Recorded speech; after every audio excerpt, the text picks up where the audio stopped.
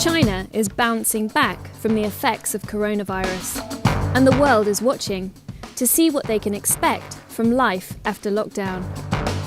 China's economy is now functioning at around 90% of normal levels.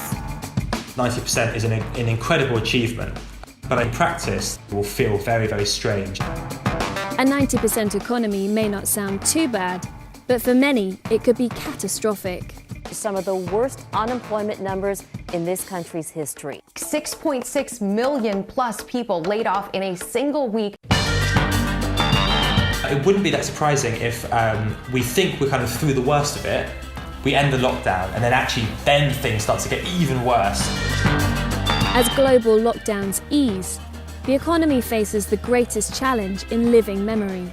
Here's what you need to know.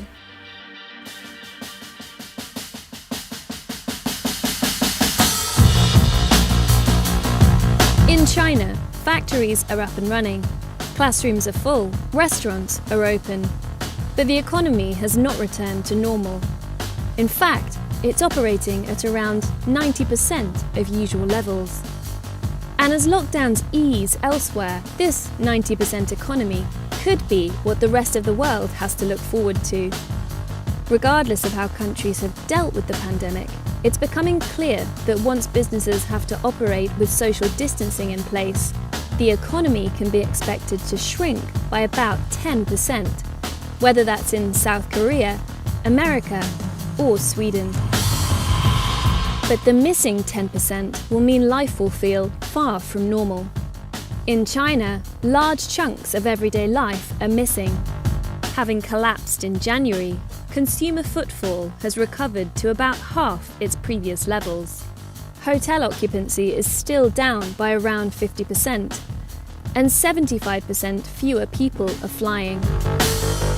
What's mainly in the missing 10% is stuff that is hard to do if you're trying to social distance. So things like restaurants and hotels, theatres, cinemas. And crucially, it's also the way in which people tend to have fun. So it's a world where you work, and then as soon as the day is over, you immediately get back to your house as fast as possible. This dip in so-called fun spending will continue even after lockdowns are relaxed. In Sweden, most people were never asked to stay at home during the pandemic. But Swedish spending patterns over the past few months have mirrored those in neighbouring Denmark, which has been under lockdown. Daily restaurant turnover fell by 70% last month, as uncertainty over the economy and fear of infection meant fewer Swedes ate out. And while overall Danish spending fell by 29% during lockdown, Swedes cut their spending by almost as much. What the evidence suggests now is that actually it's people's own voluntary decisions about how they behave which are shaping economies, actually more than what the government is telling people to do. The lockdown itself is not really influencing behaviour that much. The true economic impact of imposing lockdowns will take time to emerge. In China, it was several months after the lockdown began to be lifted before bankruptcy numbers started to rise. It wouldn't be that surprising if we think we're kind of through the worst of it, we end the lockdown, and then things start to get even worse than we had expected. For the past few months, the global economy has been propped up by unprecedented levels of state aid. In Europe's 5 largest economies, 1 in 5 workers is currently in a special scheme where the state pays their wages. The government has deployed 750 billion euros to sustain companies. That's unprecedented. The government is going to step in and help to pay people's wages. It's only as this support is gradually withdrawn that the wider cost of COVID-19 will become clear. It will feel quite sort of uncertain because no one really knows how businesses and households are going to be able to survive weeks and months of much lower incomes. It will impact all levels of the economy. Let's take a look at one scenario. A small business owner runs a chain of restaurants. When the pandemic hits, he takes out a loan and furloughs his staff. He's not alone. In March, more cash was handed out to UK businesses than in any month since records began. After lockdown, he reopens, but business is slow, so he makes staff redundant and closes a restaurant as he can't pay the rent. This has already been happening. In the first quarter of the year, the share of commercial tenants who paid their rent on time in Britain fell from 90% to 60%, with big firms like Burger King admitting they couldn't make rent on empty restaurants. Without these rent payments, his landlord can no longer keep up with her mortgage. And ultimately, her bank is left with debt that cannot be repaid.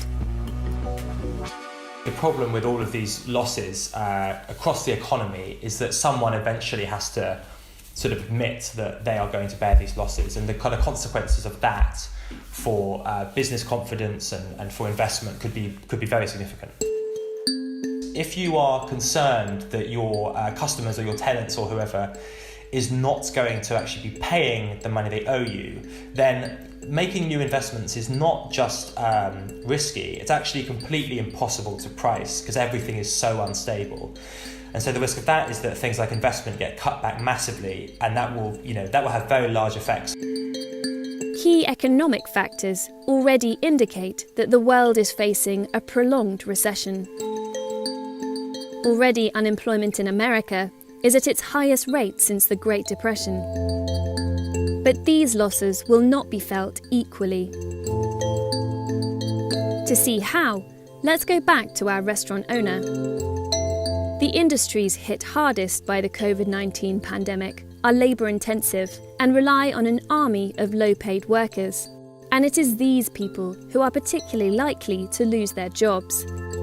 In America, you are already twice as likely to be made redundant if you're earning less than $20,000 a year than $80,000 a year. The kind of jobs that won't exist at all or in much reduced numbers will be the kind of jobs that are typically done by people who are paid less, jobs that are done by women, and jobs that are done by ethnic minorities more commonly. So that's jobs in things like leisure hospitality, retail trade, and that kind of thing.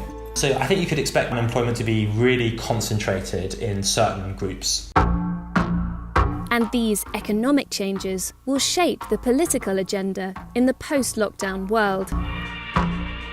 You could imagine a situation where it becomes kind of commonsensical that the essential workers who've kept the economy going, you could imagine a push towards trying to improve their standard of living and standard of work. On the other hand, you could imagine a situation where countries kind of close in on themselves and say, we don't want immigrants because immigrants bring disease, and we want to make sure that we have capacity to build vaccines for our citizens, for no one else. It's too soon to know which way the political tide will turn, and each country's response will be different. But one certainty is that the longer we all have to wait for a vaccine to be developed and distributed, or effective treatment found, the more pronounced the effects of the 90% economy will be. My name's Callum Williams. I'm Senior Economics Writer at The Economist. If you want to read more about the economic consequences of the coronavirus pandemic, then click the link opposite.